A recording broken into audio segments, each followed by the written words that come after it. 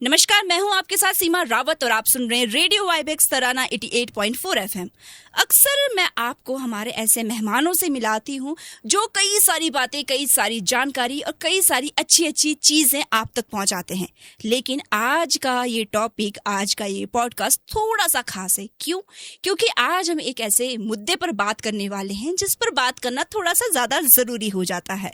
वो भी तब जब हम एक ऐसी जगह पर हैं जहां पर टूरिज्म भर भर के ऐसे कूट कूट के भरा हुआ है। तो भैया, टूरिज्म के बारे में बात क्यों ना हो।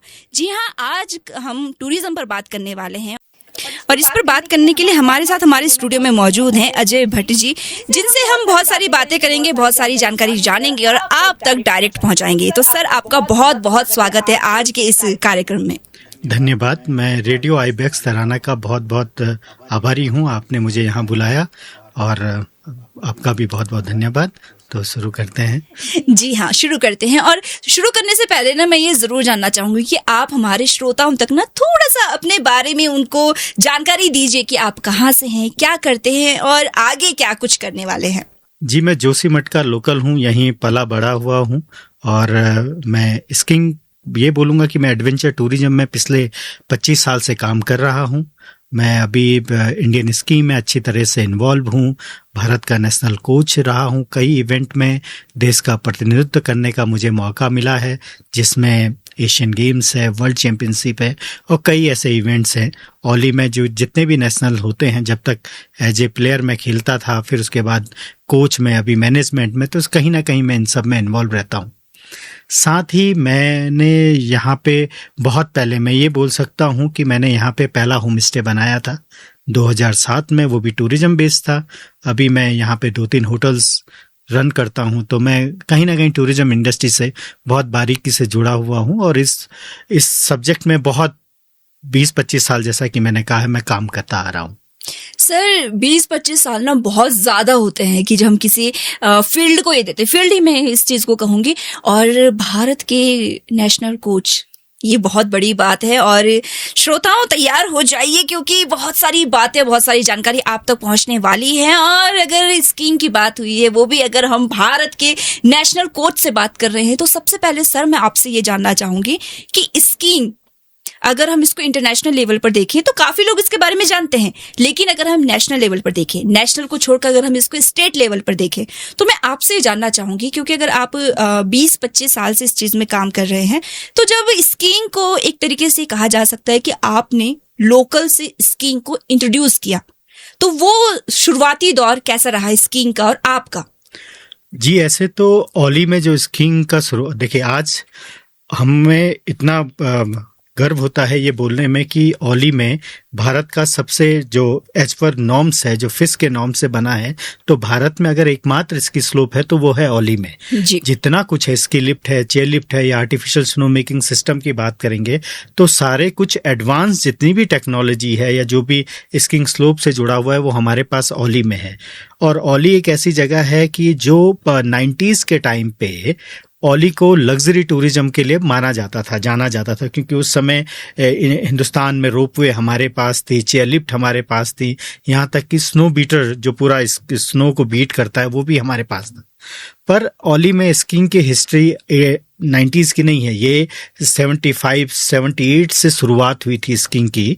और ये ITBP ने शुरू किया था, तो फिर बीच में GMVN ने, उत्तराखंड टूरिज्म जिसको बोलेंगे, उस समय तो उत्तर प्रदेश का हिस्सा था, बट GMVN ने उनके साथ ये शुरू की। लोग जोशीमठ से आते जाते रहे और धीरे धीरे ये फेडरेशन बनी और फिर जाके ओली में नेशनल और या फिर 2011 में इंटरनेशनल ऐसे इवेंट्स होने लगे, तो जिससे ओली का पूरे इंडिया में ही नहीं, पूरे वर्ल्ड में ही ओली को जाना लगा। जी, एक बात मैं यहाँ पर कहना चाहूंगी, स्कीइंग जो है अभी के टाइम पर अगर हम बोले तो काफी ज्यादा ये लोकप्रिय बन रहा है कि लोग इसमें पार्टिसिपेट कर रहे हैं, इसको सीखना चाहते हैं। लेकिन अगर मैं खुद की बात करूं सर, तो मुझे खुद स्कीइंग को देखकर ना काफी डर लगता था कि भाई इसमें हाथ पैर टूटने का डर है कि हम कैसे जाएंगे, कैसे करेंगे। तो मैं ये जानना चाहती हूँ कि जब एज अ कोच या एज ए इंस्ट्रक्टर भी मैं इसमें ऐड करूंगी, जब आप किन्हीं लोगों से मिलते हैं किन्हीं बच्चों से मिलते हैं, स्टूडेंट से जब आप मिलते हैं, तो उनकी किस तरीके का उनके अंदर का डर रहता है और कैसे उसको दूर किया जाता है, और या फिर यूं कहूँ कि कैसे उनको ज्यादा तैयार किया जाता है कि आप भाई नेशनल भी खेल सकते हैं और बाकी चीजें भी कर सकते हैं? जी, स्कीइंग एक एडवेंचर स्पोर्ट्स है, और जब एडवेंचर स्पोर्ट्स की बात होती है तो गिरना और गिर के उठना, तो उसका एक प्राइमरी जो होता है उसका बेस ही वही है जी। तो ये तो कोई बड़ी बात नहीं है, आप गिरेंगे और उठेंगे, और फिर वही है कि आप जितना ज़्यादा गिर के उठते हैं तो वही तभी आप आगे बढ़ते हैं। बट ये एक ऐसा स्पोर्ट्स है, मैं तो बोलूँगा आपके माध्यम से, कि जितने भी हम लोग जो इस जिले के हैं, हमारे तो होम ग्राउंड हो गया, हमें तो ज़्यादा से ज़्यादा इस फील्ड में आना चाहिए, क्योंकि कुछ स्पोर्ट्स ऐसे हैं जो सिटीज़ में या कहीं नहीं खेला जाए। ये पहाड़ के खेल हैं और पहाड़ के लोगों को ही इसमें आगे रहना चाहिए। स्कीइंग आप शहरों में नहीं उम्मीद कर सकते कि यार वहाँ पे करेंगे या वहाँ के लोग यहाँ आएंगे तो सब कुछ में कॉस्ट बढ़ती है ना, कहाँ रहने का होगा या खाने का होगा। पर लोकल लोग जो अपने घर से जा सकते हैं, आ सकते हैं, उनको यहाँ ज़्यादा से ज़्यादा इस चीज़ में भाग लेना चाहिए। और मैं तो ये चाहूँगा कि एडवेंचर टूरिज्म कहीं ना कहीं हम पहाड़ी लोगों के सब्जेक्ट में होना चाहिए। अगर ये हमारे सब्जेक्ट में होगा तो हमारे लोग इस चीज़ में आगे बढ़ेंगे, चाहे वो स्पोर्ट्स पर्सन बनेगा, चाहे वो उसको बाद में अपने बिजनेस में लेगा, चाहे कैसे भी तरीके से वो उसमें काम चलाएगा या अपना रोजगार लेगा, तो बहुत कुछ है। तो हम लोगों को इसमें बहुत बारीकी से इसमें हमें सोचना पड़ेगा, और ये बहुत बड़ा फील्ड है और लोकलों को इसमें अपनी इन्वॉल्वमेंट करनी चाहिए। बिल्कुल। और लोगों को प्रेरित करने के लिए, या यूं कह सकते हैं लोकल्स को जोड़ने के लिए, आपने 2023 में एक ओली रन का भी आयोजन किया था, तो उस बारे में थोड़ा बताइए। जी, 2023 में जब ये जोशीमठ डिजास्टर हुआ था तो हमने ये देखा कि उस समय मीडिया में जो जोशीमठ को लेके एक प्रचार चला था कि जोशीमठ में अभी ये धंस रहा है या ये हो रहा है, तो फिर हमने अपने कुछ दोस्तों के साथ ये प्लान किया कि यार क्यों ना हम यहाँ के टूरिज्म के लिए हम क्या कर सकते हैं। तो ये हमने निकाला कि हम एक मैराथन का आयोजन करेंगे, जिसको हम नाम देंगे ओली मैराथन, और उसका एक ही मोटो रहेगा, एक ही ऑब्जेक्ट रहेगा कि जोशीमठ बिल्कुल सुरक्षित है और आप जोशीमठ आइए। तो हमने वो मैराथन यहाँ पे आयोजन की, और मुझे बहुत अच्छा लगता है ये बताते हुए कि उस मैराथन में लगभग 2500 लोगों ने भाग लिया था। मैं ये बोल सकता जोशीमठ के हर स्कूल का बच्चा, हर गांव का बच्चा, यहाँ तक कि महिलाओं ने, सीनियर सिटीजन ने, और बाहर से बहुत से राज्यों से लोग आए हुए थे। बहुत लोगों ने इसमें भाग लिया। आर्मी का इसमें बहुत बड़ा योगदान है, उन्होंने हमें इसमें पूरा सपोर्ट दिया, और उस समय के जो फ्लैग ऑफ हुआ था वो ब्रिगेड कमांडेंट सर ने ही किया था, और जो पूरा इवेंट का जो ओपनिंग हुई थी वो माननीय मुख्यमंत्री उत्तराखंड सरकार श्री पुष्कर सिंह धामी जी ने किया था। तो उसमें सभी लोगों ने बहुत सहयोग किया, बट उसके पीछे एक ही था कि जोशीमठ सुरक्षित है और आप चले आइए जोशीमठ करके हमने उसको एक स्लोगन दिया था। उसी स्लोगन में हमने एक गाना भी बनाया था, वो हम आपसे शेयर करेंगे। मैं चाहूंगा कि आप उसको सबको बताइए। जी। तो सर ये अपने आप में ना बहुत बड़ी बात होती है, और ना मुझे ऐसा लगता है कि जब हम किसी प्रॉब्लम से जूझते हैं या कोई ऐसी सिचुएशन होती है जो हम पे भारी पड़ना शुरू होती है, तो मुझे लगता है कि नेगेटिव चीज को दूर रखें, हमको थोड़ा पॉजिटिव सोचना चाहिए, पॉजिटिव चीजों को आगे रखना चाहिए, जो आपने उस टाइम पे बहुत बड़ा काम किया है। और ये ऐसी चीजें ना, चाहे वो ओली मैराथन हो या फिर उसके बाद अभी जो सूर्य देवभूमि चैलेंज हुआ, और उसी के साथ साथ जो नीति में मैराथन हुआ, ये ऐसी चीजें हैं जो लोगों को वाइब्रेंट विलेज से जोड़ती हैं, हमारे उन सीमांत क्षेत्रों से हमें जोड़ती हैं जो बिल्कुल बॉर्डर के पास हैं और शायद जहां पर टूरिज्म थोड़ा कम है। ये ऐसी चीजें हैं कि लोगों को दिखाती है कि हाँ भैया यहाँ पे भी आया जा सकता है। और बिल्कुल एक बात मैं इसमें जोड़ना चाहूंगी सर, जैसे आपने बताया कि 2500 लोग उस टाइम पे जुड़े थे और लोगों को कहीं ना कहीं ओली के बारे में और ज्यादा पता चला, जोशीमठ के बारे में पता चला।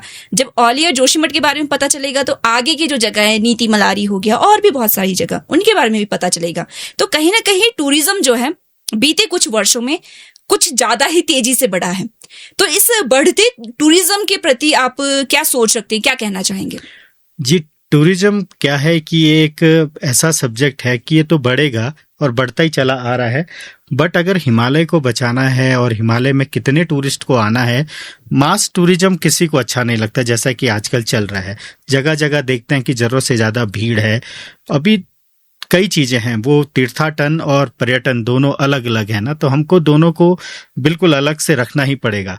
अभी क्या हो रहा है कि जिस हिसाब से भीड़ बढ़ रही है, या तो हमें ये जानकारी नहीं है कि भाई हमारे पास उसकी कितनी कैपेसिटी है ना, तो मैं चाहूंगा कि इस बारे में सरकार भी सोचे कि भाई जिस इलाके में जितने लोग जा सकते हैं, जिनसे उन्हें ना रहने में दिक्कत आए, ना खाने में दिक्कत आए, ना वहाँ के इलाके में एनवायरनमेंट को कोई प्रॉब्लम हो, ना लोकलों को कोई प्रॉब्लम हो। अभी ये भी देखा गया है मास टूरिज्म से लोकल भी परेशान होने लगे हैं, है ना। जैसे कि कुछ दिनों पहले ये आ रहा था कि स्कूल के बच्चे नहीं पहुंच पा रहे टाइम पे, ये सब चीजें। तो ये सारा कुछ एक प्लानिंग के हिसाब से चलना चाहिए।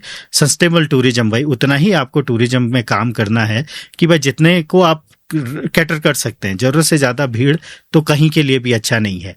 बिल्कुल। तो अभी देखिए, जैसे हमारे कुछ अभी बद्रीनाथ तीर्थाटन में आ गया, और बद्रीनाथ से लेके ऋषिकेश से लेके बद्रीनाथ पहुंचने तक एक ही रास्ता है। जब आप यहाँ पहुंचते हैं तो यहीं से आदमी निकल के नीति जाएगा, या यहीं से निकल के आप माना जाएगा, या माना पास की तरफ जाएगा, औली आएगा, चोपता जाएगा, उत्तराखंड में कहीं भी जो भी ऑफ बीट डेस्टिनेशन है।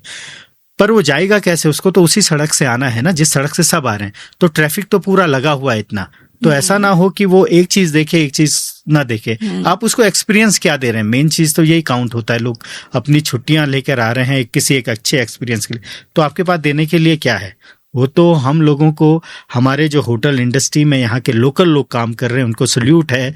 वो जो लड़के इतनी भीड़ के बाद भी जो आपके होटल में काम करते हैं, as a cook, as a waiter, as a manager, या कोई भी, वो लोग रात में 2 बजे या 3 बजे तक रुके हैं अपने गेस्ट के लिए। देखिए कितना उनके अंदर ये है अतिथि देवो भव की भावना, कि जो उनके लिए रुके हैं 2 बजे तक। 3 बजे जब उनका गेस्ट पहुंचता है, वो उसको खाना खिला रहे हैं, और अगले दिन उसके चेकआउट के बाद, उसके सुबह ब्रेकफास्ट को वो उठा है, वो चेकआउट कर रहा, तो अगले गेस्ट के लिए वो कमरा तैयार कर रहा है। तो वो सोया नहीं है कई रातों तक, तो वो क्या टूरिज्म को देगा, क्या करेगा? उसने एक दिन जाके तो थक ही जाना है ना। तो फिर भी वो लोग इतना कर रहे हैं, जो बहुत बधाई के पात्र हैं, जिससे पूरी इंडस्ट्री चल रही है पहाड़ की, मैं ये बोलूंगा। जी बिल्कुल, आपने सही बात कही है। और यही होता है कि अगर हम किसी होटल की बात करें या टूरिज्म की बात करें, जो भी लोग इसमें जुड़े हुए हैं, चाहे वो छोटे सिरे से लेकर बड़े सिरे तक क्यों ना हो, हर कोई बधाई का पात्र है जो इतना काम कर रहा है, इतना टाइम दे पा रहा है। और इसमें एक चीज और मैं पूछना चाहूंगी सर, कि अगर हम टूरिज्म को बढ़ावा दे रहे हैं, तो टूरिज्म को, बढ़ते टूरिज्म को, कई सारी नई डेस्टिनेशन भी इसमें ऐड हुई है, कई सारी विंटर डेस्टिनेशन भी इसमें ऐड हुई हैं। तो ये बढ़ते टूरिज्म में जो विंटर डेस्टिनेशन शुरू हुई हैं, ऐड हुई हैं, तो इसको आप किस तरीके से देखते हैं, और लोकल रोजगार के रूप में इन डेस्टिनेशन से या इस टूरिज्म से कैसे जुड़ सकता है? देखिए, रोजगार की, पहाड़ों में रोजगार की बहुत संभावनाएं हैं, क्योंकि यहाँ इतनी संप्रदा है, इतना कुछ है पहाड़ में, कि जहाँ सारी इतनी संप्रदा है तो पैसा भी है ना। चाहे आप उसको केवल टूरिज्म से रोजगार ना माने, तो यहाँ पे टूरिज्म भी है, यहाँ पे आपके हाइड्रो प्रोजेक्ट के लिए भी सब कुछ है ना। यहाँ पे आपके हॉर्टिकल्चर से जुड़ी चीजें भी हैं। तो जब इतनी चीजें हमारे पास हैं, तो हमारे पास धन की तो कोई कमी नहीं है। बस ये है कि हम उसको कैसे काम कर रहे हैं ना।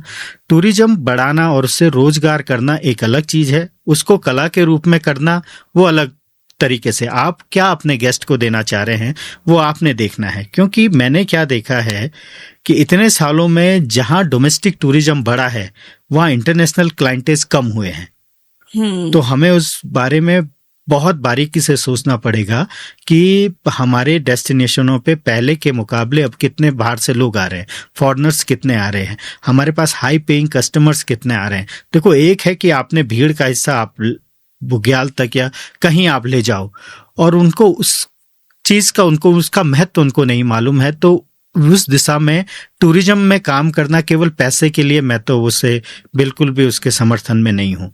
मेरा मानना है कि हिमालय देखने की, एकांत में बैठने की और रिलैक्स करने की जगह है, पर वो उसी के लिए है जो उसको भी समझे। मतलब अगर हिमालय बोलता, तो अगर वो उससे पूछता कि भाई साहब आप यहाँ क्यों आए हो, तो तब आपके पास जवाब होना चाहिए ना। वो तो शुक्र मानो कि वो पूछते नहीं है कि भाई आप यहाँ क्यों आए हो, आपका क्या मोटो है, क्या ऑब्जेक्ट से आप आए हो, कैसे आप मुझे देख रहे हो, या क्या है जो भी है। कभी पहाड़ अपना हिसाब किताब मांगेंगे तो फिर मुश्किल हो जाएगा उनको जवाब देना। तो कम से कम मेरा ये मानना है कि अब हम, अगर जिस हिसाब से डोमेस्टिक क्राउड बढ़ रहा है, बहुत ज़्यादा हो रहा है, और हमको नहीं मालूम है कि हमें कितने लोगों को वहाँ ले जाना है। जैसा कि थोड़ी देर पहले बात ही हो रही थी कि केदारनाथ का ये हाल हो गया है, बद्रीनाथ में इतनी भीड़ है और हम कुछ बोल नहीं सकते हैं, क्योंकि जहाँ आपका अध्यात्म जुड़ा होता है तो वहाँ आप एक लिमिट से ज़्यादा बोल नहीं सकते। हो सकता वो जो केदारनाथ की यात्रा पे हो या बद्रीनाथ की यात्रा पे हो, उसने साल भर खेती करके पैसा कमाया हो और तब वो बद्रीनाथ जा रहा हो, या उसकी अंतिम इच्छा हो कि भाई मैं तो एक बार भगवान जी के दर्शन करूंगा फिर हो गया, तो वहाँ पे लोगों की भावनाओं को ठेस पहुंच सकती है। तो आपको वहाँ आप बोल भी नहीं सकते हैं ना कि आप ज़्यादा मत आइए, क्योंकि हो सकता है कि वो पता नहीं किस परिस्थिति से आ रहा है, उस किसी ने मन्नत मांगी होती है। क्योंकि हम लोग अपने धर्म को तो जानते ही हैं कि हम ये नहीं बोल सकते वहाँ इतने लोग क्यों आ रहे हैं, ये क्योंकि हो सकता है उसने उन लोगों को हम मैनेज नहीं कर पा रहे हैं, तो ये हमारी गलती है। कैसे हमने उनको ये सब करना, क्योंकि जब हम केदारनाथ या बद्रीनाथ की बात करते हैं उसी समय बात आती है वैष्णो देवी की भी और अमरनाथ की भी। तो इन दोनों यात्रा को और यहाँ की यात्रा को एक बार उठा के आप देखेंगे तो आप ये पाएंगे कि वहाँ पे मैनेजमेंट बहुत अच्छा है। अमरनाथ जाने वाले को मालूम होता है कि मुझको इन होना है और उस डेट में मुझे आउट होना है ना। ऐसा ही कुछ यहाँ भी होना चाहिए कि भाई आप टाइम ले लो, 10 की जगह 20 दिन ले लो, भाई मैं 20 दिन हिमालय में घूमूंगा या पूरा महीना हिमालय में रहूं, पर वो आंकड़े सरकार के पास होने चाहिए। बिल्कुल उसको मैनेजमेंट में रखना चाहिए, जिससे कि उन्हें पता हो कि भाई हमें बद्रीनाथ में या केदारनाथ में इतने लोगों को रखना है और ऑन द वे इतने होटल्स हैं, मतलब इस जिले में या जो रास्ते में पड़ते इतनी एकोमोडेशन है, तो उस हिसाब से मैनेज होना चाहिए। चीजें 5-10 हजार ऊपर हो चलता है, पर ये नहीं कि आप हजारों की संख्या में हैं कि और सब कुछ फैल गया तो आपके हाथों से चीजें चली गई, लोग सड़कों पे हैं, लोग इधर हैं, तो ये चीजें ठीक नहीं है। बिल्कुल सही बात आपने ये कही है। और वाकई में मेरा मानना भी यही है कि भाई अगर हम कहीं पर जा रहे हैं, अगर हम भी कुछ प्लान करते हैं, तो हो सकता है हम साल भर प्लान कर रहे हैं, हम तब जा रहे हैं, लेकिन हम जिस जगह जा रहे हैं उनका ये दायित्व बनता है। जैसे कि उत्तराखंड हमारा है तो कहीं ना कहीं ये दायित्व हमारा बनता है, सरकार का बनता है कि भाई मैनेजमेंट थोड़ा ठीक होना चाहिए। सर, इसमें एक बात मैं जोड़ना चाहूंगी कि जैसे जैसे टूरिज्म बीते कुछ वर्षों से ज्यादा बढ़ा है, तो वैसे वैसे ना युवाओं के भी दिलो दिमाग में एक चीज आई है कि अरे ट्रैकिंग करनी है। कुछ युवाओं के दिमाग में आया है कि अरे हमें ट्रैक लीडर बनना है, ट्रैक कोऑर्डिनेटर बनना है, लेकिन उनको सही डायरेक्शन नहीं पता होती कि हमें क्या करना चाहिए, कैसे हमको ट्रैक लीडर बनना चाहिए। और जो इंस्टीट्यूट ये सारी ट्रेनिंग्स देते हैं वहां पर एडमिशन पाना थोड़ा सा टफ होता है, तो इस बारे में थोड़ा बताइए कि युवाओं को किस डायरेक्शन में जाना चाहिए और क्या करना चाहिए।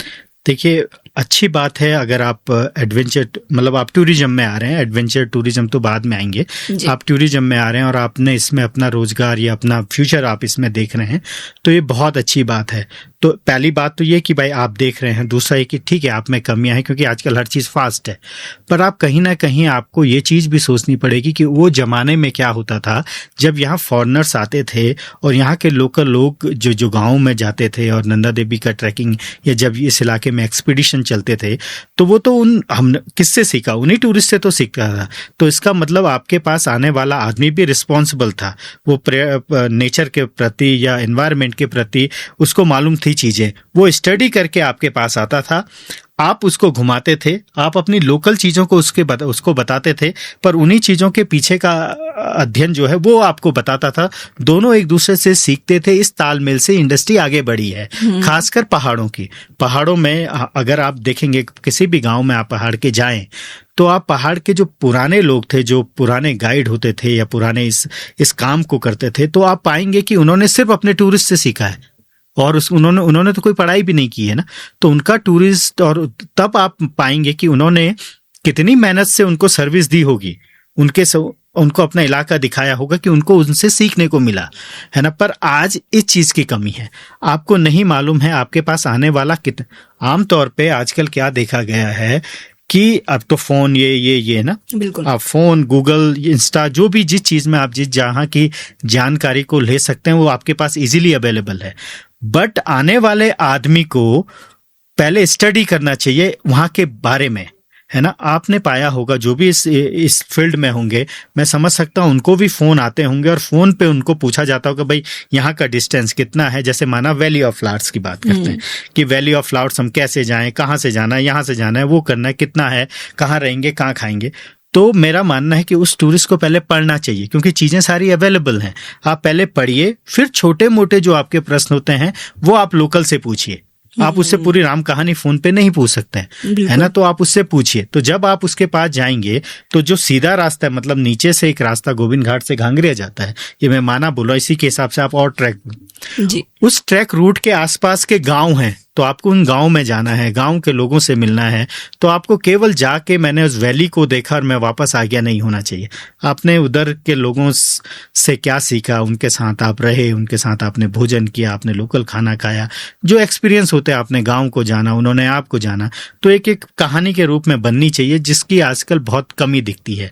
और ये कमी देखिए क्या है, अगर कोई टूरिस्ट मेरे इलाके में आ रहा है और वो गंदगी कर रहा है या वो कुछ भी कर रहा है ना, माना वो कहीं पे भी शौच कर लेता है, कहीं भी जाता है, तो वो उस टूरिस्ट की गलती पहले नहीं है, पहले हमारी गलती है कि हमने उस तक वो मैसेज पहुंचाया नहीं है कि भाई ये जगह ऐसी है। तो पहले अपनी चीजों का अच्छे से आंकलन हो, फिर हम दूसरे को बोलें कि जी आपने ये करना है।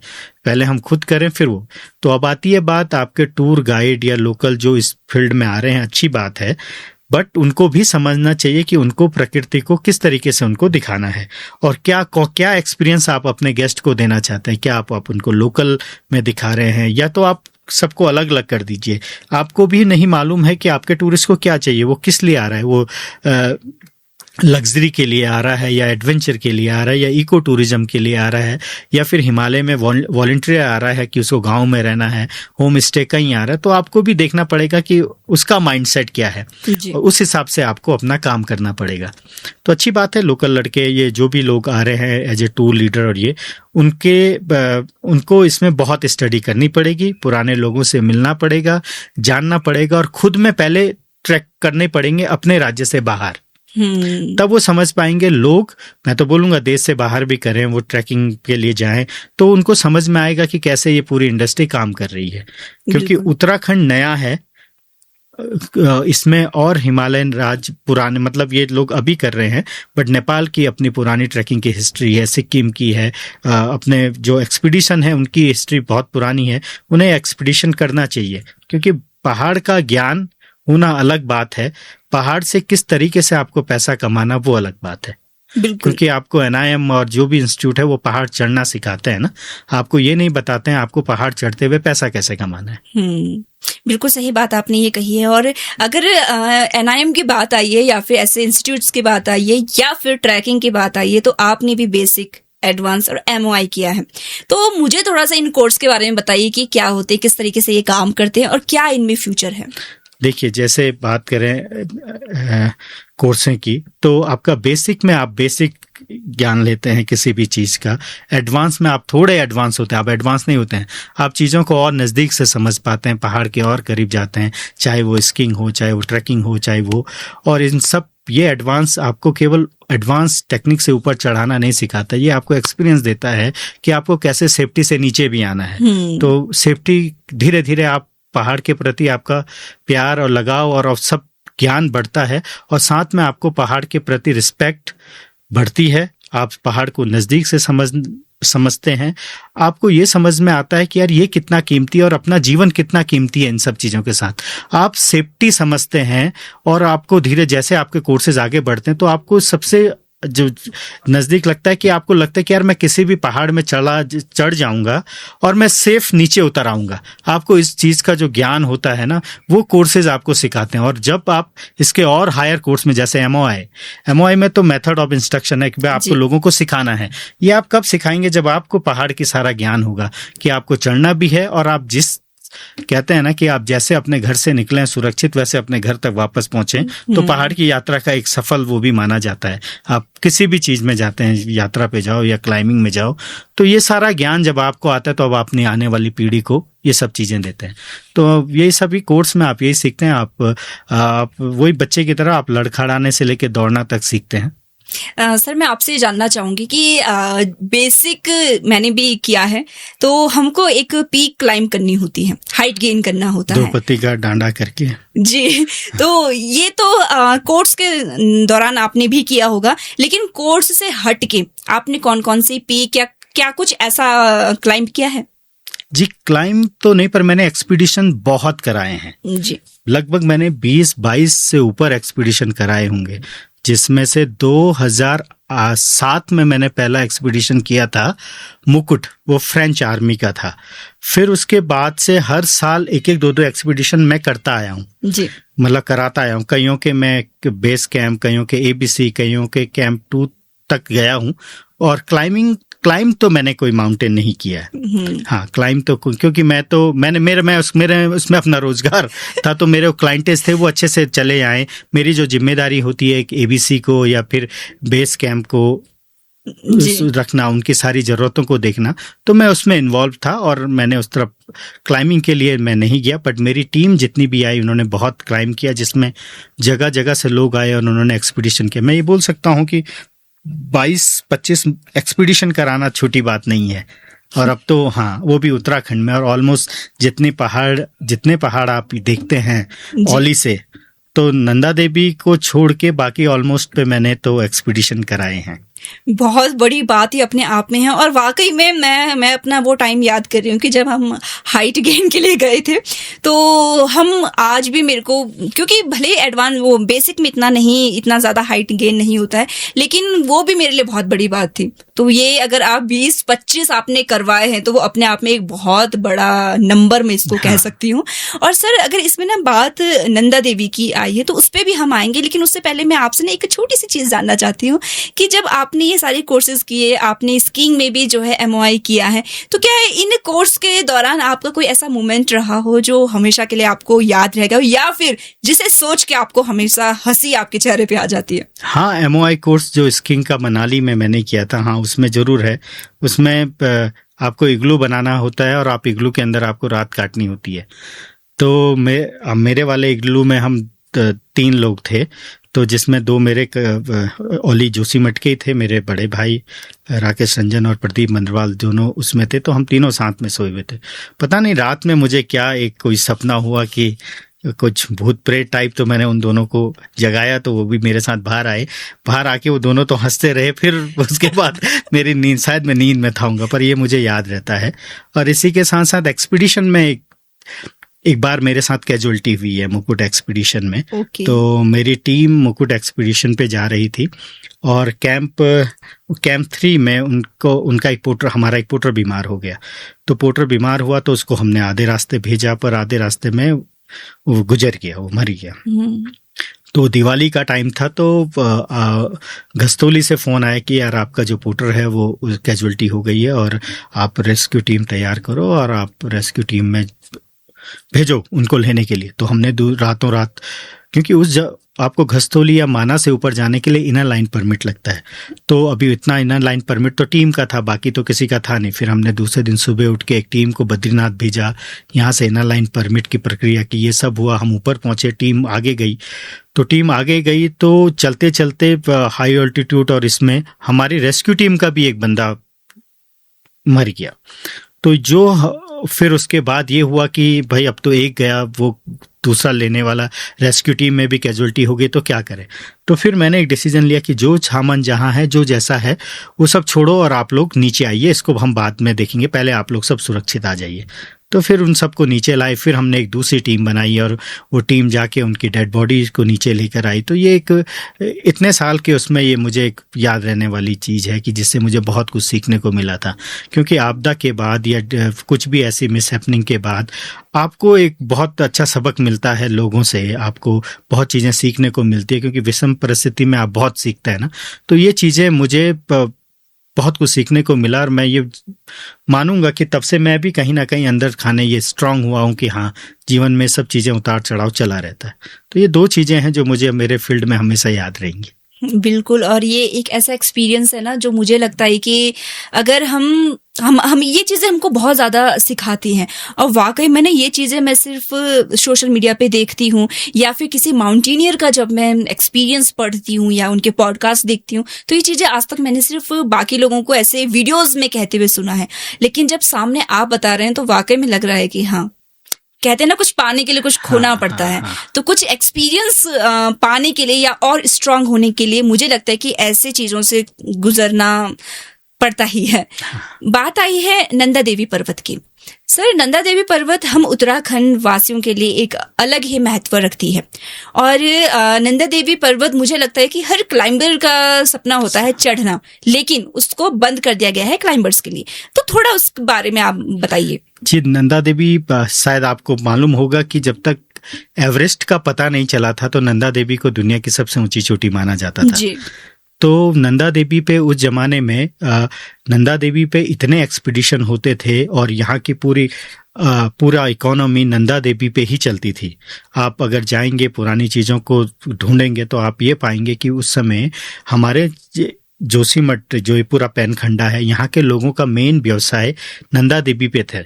उस समय ना तो इतने लोग होते थे पर इतने एक्सपीडिशन चलते थे, तो गांव के लोग, पुरुष, महिलाएं, यंग, घोड़े, बैल और यहाँ तक कि जरूरत पड़ने पे बकरियों से भी ट्रांसपोर्टेशन का सहारा लिया जाता था।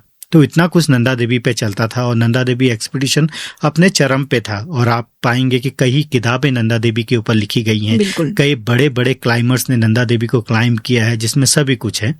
तो ये नंदा देवी अपने उसमें बिल्कुल अच्छा चल रहा था और पता नहीं क्यों इसको, देखिए इसमें क्या हुआ कि इसके दो रीजन हैं। पहला रीजन तो जो हम आम सुनते हैं कि भाई वहाँ के जो भी वहाँ की परिस्थिति है उसको देखते हुए लोग ज़्यादा बढ़ रहे थे उस जमाने में, ये देखते हुए जो भी वाइसपर रिजर्व उसको बनाने के उसमें या वर्ल्ड हेरिटेज जो भी ये नियम इनके आए होंगे तो इन्होंने नंदा देवी को बंद किया। ये एक कहानी है।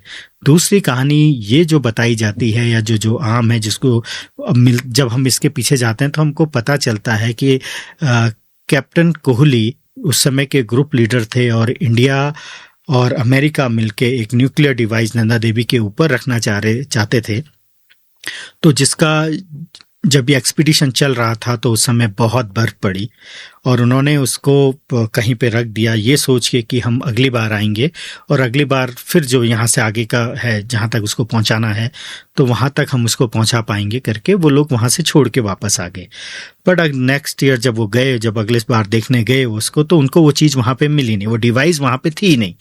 तो जिस डिवाइस से पूरा हड़कम मच गया कि यार ये डिवाइस कहाँ गई, तो कईयों ने ये अंदाज़ा लगाया कि हो सकता है किसी क्रेवास में गई हो या उस समय स्नो भी ज़्यादा होती थी होगी या जो भी हुआ होगा।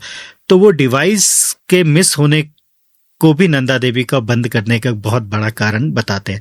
अब ये कितना सच है ये तो नहीं बता सकते, बट तब से लेके आज तक नंदा देवी पे हर 10 साल में एक टीम जाती है जिसमें फॉरेस्ट से लोग जाते हैं, आईटीबीपी से जाते हैं, रेस्क्यू से, डिजास्टर से जाते हैं मतलब, और कुछ यहाँ के लोकल भी होते हैं और यूनिवर्सिटी से जाते हैं, कुछ जो बॉटनी के होंगे या जो सब उस पर स्टडी करने, कोई इसरो से भी जाते हैं, कोई अपने एवलांच स्टडी से भी जाते हैं। तो ये बहुत बड़ी एक टीम जाती है जो वहाँ पे स्टडी करती है और 10 साल के आंकड़े मिनिस्ट्री को भेजती है कि भाई नंदा देवी अंदर ही अंदर कितना बदला है। बट अभी इन सब चीज़ों को, ये तो 85 से लेके तब पीछे से लेके अब तक की बात हो गई, पर मेरा मानना है कि नंदा देवी को खोल देना चाहिए। अगर एक बार नंदा देवी को इन्होंने दोबारा से एक्सपीडिशन के लिए खोल दिया तो ये गारंटी है कि लोग 10 साल तक एवरेस्ट भूल जाएंगे। ये गारंटी है, लोग 10 साल तक एवरेस्ट भूल जाएंगे। और आप मानते हैं कि अभी नंदा देवी में जिन लोगों ने लास्ट क्लाइंब किया हो गए 75 के आसपास, जिसमें विली एंड सॉल्ट करके एक थे विली, तो उसमें एक ये जो अभी कुछ टाइम पहले इस तरफ आए थे, ये लास्ट पीढ़ी है, ये लास्ट पता नहीं कब तक वो लोग बचे होंगे जिन्होंने नंदा देवी क्लाइंब किया हुआ, जिसको हम लोग देख ही नहीं पाएंगे। कुछ गिने चुने लोग बचे हैं अब जिन्होंने नंदा देवी उस समय क्लाइंब किया था जी। तो उन लोगों को भी, उन लोगों से जो जानकारी हम लोग जुटा सकते हैं, अभी जो आप थोड़ी देर पहले बोल रहे थे कि जो आज के लड़के ग्रुप 2 लीडर बन रहे हैं या नहीं है, एजेंसियां खोल रहे हैं या एडवेंचर लाइन में आ रहे हैं, उन लोगों को उनको ढूंढना चाहिए और उनसे सीखना चाहिए कि कैसे नंदा देवी शुरू हुई थी, कैसे उन्होंने उस समय विषम परिस्थितियों में क्लाइंब किया था होगा। उस समय तो कुछ भी नहीं थे, इक्विपमेंट के नाम पे क्या था, कुछ भी नहीं था। तो इन लोगों को, उन जो भी लास्ट पीढ़ी बची होगी, अभी लाता गांव जाना चाहिए, वहां पता करना चाहिए। वहां भी हैं 2-4 लोग जिन्होंने नंदा देवी क्लाइंब किया था उस समय, टीम का हिस्सा थे, क्लाइंब तो नहीं बोलूंगा बट टीम का हिस्सा थे जी सर, एक कुछ टाइम पहले एक न्यूज आई थी सोशल मीडिया पे ही, तो कितना सच है कितना झूठ हो तो मुझे भी नहीं मालूम, लेकिन मैं आपसे जानना चाहूंगी, एक खबर सामने आई थी जिसमें ये कहा गया था कि नंदा देवी को फिर से खोला जा रहा है, तो ये कितना सच है कितना झूठ है? जी, जब तक खुल नहीं जाती तब तक तो सारा सरासर झूठ है जी। पर यह है कि नंदा देवी खुलनी चाहिए, बात जरूर उठी थी। बट ये सब चीजें क्या है, ये लोकल स्तर पे मजबूती से ये बातें उठनी चाहिए। जब लोकल स्तर पे मजबूती से उठेंगे, यहाँ के जो पॉलिटिशियन, जो पॉलिटिक्स वाले जो पॉलिटिशियन है वो इसको संज्ञान लेंगे, बात आगे तक जाएगी तो खुलेगा। जी हाँ, इतनी बड़ी चीज है। अभी डेबरू गेठा तक तो खुला है, आप डेबरू गेठा तक कितने लोगों को साल भर में पहुंचा पा रहे हैं, इस पे भी आपको मतलब सरकार को इस पे सोचना पड़ेगा, तभी जाके आगे खोलने की बात होगी। पर ये खुलेगा तो इस पूरे इलाके की इकोनॉमी बदल जाएगी। ये तो बिल्कुल है, क्योंकि जैसे मैंने पहले भी कहा था कि नंदा देवी हर क्लाइंबर्स का सपना होता है। हाँ। तो इसी में एक चीज और मैं जानना चाहूंगी, जैसे कि नंदा देवी को खोलने की बात हुई है, लेकिन इसी के साथ साथ नेपाल, जहां पर बहुत सारी पीक्स हैं, तो वहां पर नेपाल ने जो है अभी काफी सारी पीक्स जो है क्लाइंबर्स के लिए खोली हुई हैं, जिसमें से काफी सारी फ्री भी हैं। तो उसके बारे में थोड़ा आप बताइए कि नेपाल का ये कदम आपको क्या लगता है कि कितनी क्रांति लाएगा ये क्लाइंबर्स की फील्ड में या टूरिज्म की फील्ड में? देखिए, नेपाल की मेन जो इकोनॉमी है वो टूरिज्म है, और वो जो जितनी भी उनके पास 8000 मीटर की पीक्स हैं वो उनका मेन इकोनॉमी उसी से ही है। नेपाल ने एडवेंचर टूरिज्म में या क्लाइंबिंग या एक्सपीडिशन में एक अलग मुकाम हासिल किया है जहां तक हम नहीं पहुंच पाए हैं, है ना। नेपाल को आप हिमालय बोलते हैं, जबकि नेपाल और इंडियन हिमालयस का जिक्र नेपाल के सामने बाद में आता है, और जबकि हम कितने बड़े विशाल और कितना फैले हुए हैं, उनसे थोड़ा ये कमी कहीं ना कहीं रह जाती है। देखो, नेपाल ने ये कदम अभी उठाया कि कुछ पीक्स को खोला, कुछ की फीस माफ की, बट उत्तराखंड सरकार ने 2 साल पहले ये काम कर दिया है। उत्तराखंड गवर्नमेंट ने लगभग 50 या 55 माउंटेन्स पहले खोल दिए थे 2000 से। हम लोग कहाँ पीछे रह गए कि हम लोग एक्सपीडिशन के लिए जो लोग आ रहे हैं उनको अट्रैक्ट नहीं कर पा रहे हैं। हो सकता है, देखिए, उत्तराखंड इंडियन हिमालयाज में अगर आपको एक्सपीडिशन करना हो तो आप लचीले, बहुत ज्यादा ही आपकी पॉलिसीज हैं। अब अगर बदलाव उसमें हुआ होगा तो अब मैं नहीं बोल सकता हूँ। आप पहले IMF में अप्लाई करते हैं। IMF ने उत्तराखंड गवर्नमेंट से ये टाई अप किया हुआ था कि भाई हम यहाँ से एक बार हमने परमिशन दे दी तो आप उसको इजी गोइंग कर देंगे सबके लिए जी। बट कहाँ आप फंसते, फिर वो आपका कागज उत्तराखंड गवर्नमेंट में जाता है और फॉरेस्ट विभाग में घूमता रहता है, जिसमें उनका टाइम है। देखो, जिसने आना है उसकी हर चीजें प्लान वे में है ना, उसको आना भी है तो उसको जाना भी है ना, तो उसकी फ्लाइट है, उसका ट्रांसपोर्टेशन, हर चीज है। बट जब आप परमिशन के लिए थोड़ा ज्यादा घूमते हैं तो लोग नहीं आते हैं, तो कहीं ना कहीं ये सब रहा होगा। फिर उत्तराखंड में इससे पहले क्लाइंबिंग फीस बहुत ज्यादा थी, अभी तो शायद वो बंद कर दी है या कम कर दी है, बट इन्हीं सब चीजों को होने के बाद भी उत्तराखंड ने बहुत टाइम लगाया।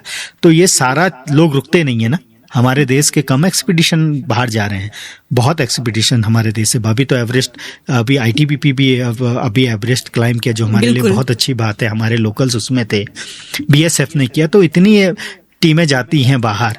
तो मेरा तो ये भी है कि हमारे देश में जितनी भी लोग, जितने भी एक्सपीडिशन, चाहे वो सेना के हो चाहे वो किसी के भी हों, आपका प्री एवरेस्ट भी तो होता है। जब आप क्लाइंब करते हैं ना, एवरेस्ट चलने से पहले, एक बड़ी माउंटेन को चलने से पहले आप क्लाइंब करते हैं, उसकी ट्रेनिंग करते हैं ना, कम से कम वो तो आप अपने देश में प्लान कर सकते हैं ना जी। तो पहले वो तो करना ही चाहिए अपने देश में, फिर जाके भाई चलो ठीक है, एवरेस्ट सबका सपना है तो एवरेस्ट होना भी चाहिए। बट ये है कि एक चीज मैं सर इसमें ऐड करना चाहूंगी, जैसे आपने कहा है कि एवरेस्ट सबका सपना है, मैं ये जानना चाहती हूँ कि एवरेस्ट तो सपना है, पर एवरेस्ट ही क्यों? क्योंकि अगर सिर्फ हम हाइट का माने तो ठीक है, लेकिन उसके अलावा बहुत सारे ऐसे माउंटेन हैं जो मुझे लगता है कि अभी क्लाइंब करना रह गए हैं।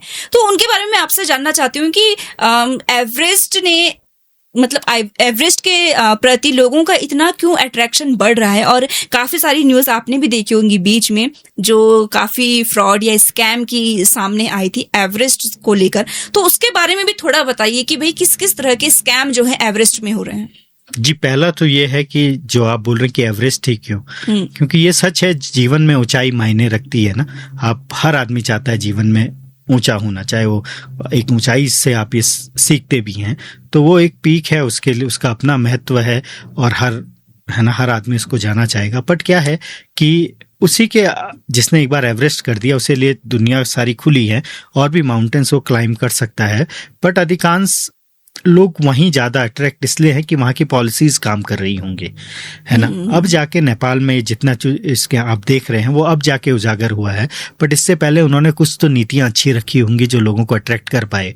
और हम लोगों के यहाँ एक्सपीडिशन ऑलमोस्ट उत्तराखंड में मैं देखता हूँ कि ऑलमोस्ट उत्तराखंड में एक्सपीडिशन बंद हो गए हैं, पता नहीं क्यों। बहुत कम इंटरनेशनल लोग एक्सपीडिशन के लिए यहाँ आ रहे हैं।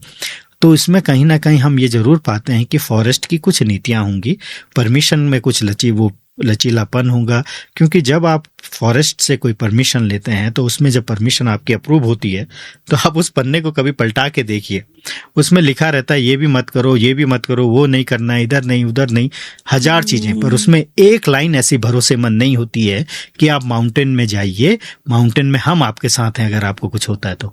एक भरोसे की लाइन ही बहुत थी आपके 20 पॉइंट के बाद, अगर वो भी होती तो उससे वो सब चीजें बढ़ती है। तो इसका मतलब ये होता है कि इसको आप गंभीरता से नहीं ले रहे हैं।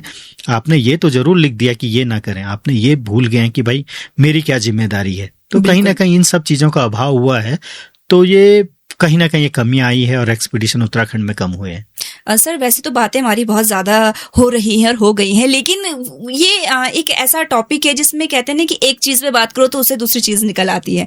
अभी जैसे इसी चीज़ से एक बात निकल कर सामने आई है, हिमाचल में 1-2 या काफ़ी सारी पीक्स ऐसी हैं जिसको क्लाइम करना मुझे लगता है बहुत ज़्यादा टफ है, या शायद जो अभी तक क्लाइम कोई कर नहीं पाया। जैसे उसमें से एक नाम आता है इंद्रासेन का, एक नाम आता है हनुमान टिब्बा का। तो ऐसे उत्तराखंड में ऐसी कौन सी पीक है जिसको आज तक कोई क्लाइम नहीं कर पाया? ऐसे तो देखिए, अच्छे पर्वतारोहियों ने सारे माउंटेन्स पे ट्राई जरूर किया होगा, है ना। तो ऐसा कोई पहाड़ बहुत मुश्किल से है बता पाना कि आपने क्लाइम के लिए ट्राई किया और आपसे नहीं हो पाया। बट जो डिफ़िकल्टी आती है वो आता है कि आप माउंटेन को कौन सी दिशा से क्लाइम करना चाहते हैं, उसका कौन सा टेक्निकल फेस आप लेते हैं। जैसे अरवा स्क्वायर है जो घमसाली के आगे है ना, वो उसको बहुत टेक्निकल माना जाता है क्योंकि उसमें बिल्कुल आपको सीधे जाना पड़ता है। और इसी के अलावा आप बात करते हैं द गोल्डन बाउल करके हमारे चंगबंग को बोला जाता है, उसको भी बहुत डिफिकल्ट है फ्रंट फेस से क्लाइम करना। तो ऐसे तो बहुत हैं। आपने क्लाइम तो किया है, बट आपने कौन सी डायरेक्शन से किया है ये भी मायने रखता है। बिल्कुल। सर एक और चीज़ मैं आपसे पूछना चाहूँगी, और ये ना मेरा पर्सनली मैं इसको कह सकती हूँ कि ये मुझे पर्सनली जानना है, क्योंकि मैंने जब बेसिक माउंटेनिंग किया था तो उस समय जब हाइट गेन के लिए हम ओ पिक गए तो कहीं ना कहीं मेरे दिमाग में ये बात आई थी कि मुझे पहाड़ चढ़ना है। तो अब कहते हैं ना कि खैर समय लगता है हर चीज़ की तैयारी में, लेकिन मुझे एक चीज़ जानना है। मैंने बहुत सारे माउंटेनियर की वीडियोस देखी हैं, पॉडकास्ट देखे, जिसमें वो कहते हैं कि अन्नपूर्णा काफ़ी टफ होता है चढ़ना, कि वहाँ पे मौसम का पता नहीं चलता, या काफ़ी सारी डिफ़िकल्टीज वहाँ पर आती हैं।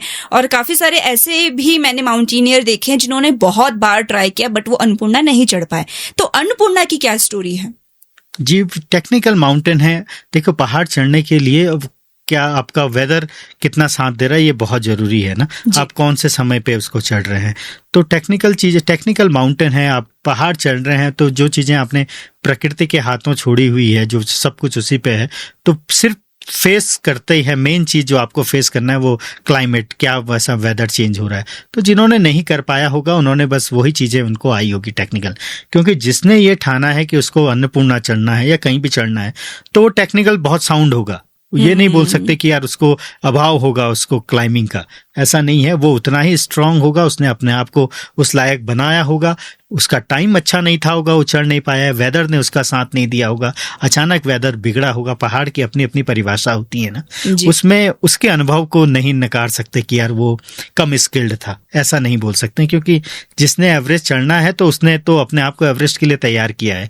जिसने जो काम जीवन में कोई भी काम करना है तो उसने अपने आप को उस काम के लिए तैयार किया है। तो समय बोल सकते हैं जो नहीं चढ़ पाया, वेदर चेंज हुआ होगा, एवलांच का डर हुआ होगा, क्लाइमेट चेंजेस हुए होंगे, कई चीज़ें फेस की होगी। हो सकता है टीम का कोई, देखिए अच्छे क्लाइंबर में क्या होता है, जब आप अच्छी टीम के साथ होते हैं तो आपका कोई सदस्य बीमार हो जाता है तो कई लोग एक्सपीडिशन छोड़ देते हैं, नहीं यार वो भी था।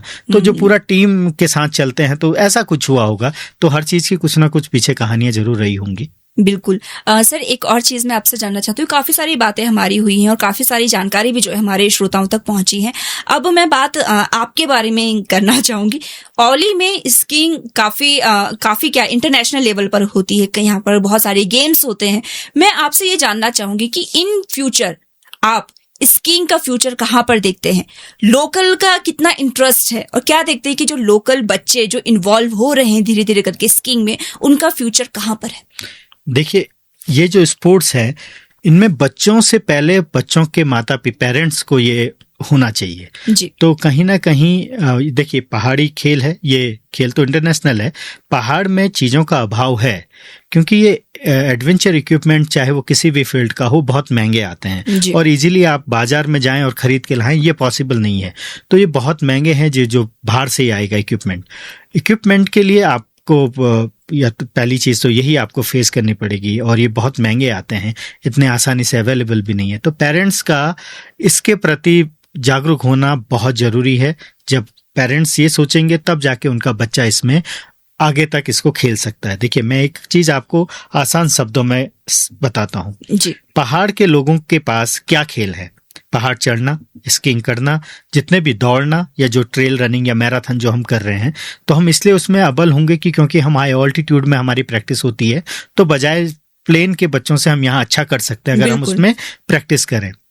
तो ये सब चीज़ें, आपको लगता है हम पहाड़ के लोग फुटबॉल में इतना अच्छा कर सकते हैं? नहीं। क्रिकेट में कर सकते हैं? नहीं, क्योंकि उन खेलों के लिए आपको कहाँ पर, हमारे पास ऐसा कुछ है ही नहीं जहाँ हम फुटबॉल खेलें, है ना। तो हमारे खेल हैं जिसमें हम लोग बहुत आसानी से आगे आ सकते हैं।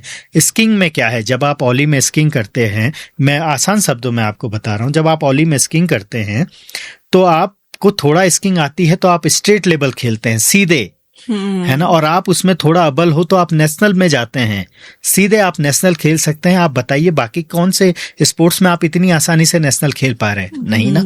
और आपने नेशनल में अच्छा किया तो आपके सामने इंटरनेशनल के दरवाजे खुले हुए हैं। तो बहुत कम समय में आप इंटरनेशनल लेवल के प्लेयर बन सकते हैं और आप अच्छा खेलेंगे तो आपको इतने कंपटीशन नहीं है जितना शहरों के बड़े खेलों में है।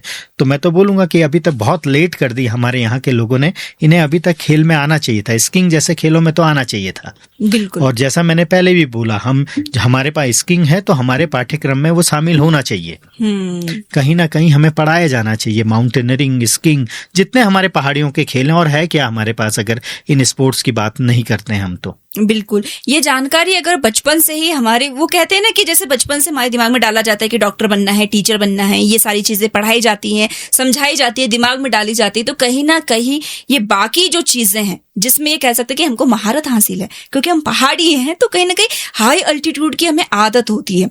तो ये चीजें हमको वाकई में बचपन से सिखानी चाहिए, पढ़ानी चाहिए, जिससे जो है एक बेस मजबूत होता है और उसके बाद बच्चा ये सोच सकता है, ये डिसाइड कर सकता है कि मुझे करना क्या है।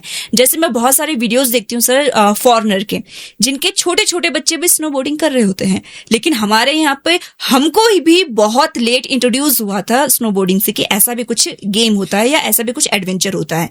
तो जैसे कि आपने कहा कि ये चीजें हमको पढ़ाई जानी चाहिए जिससे कि हम उन्हें पहले से ही समझ पाए।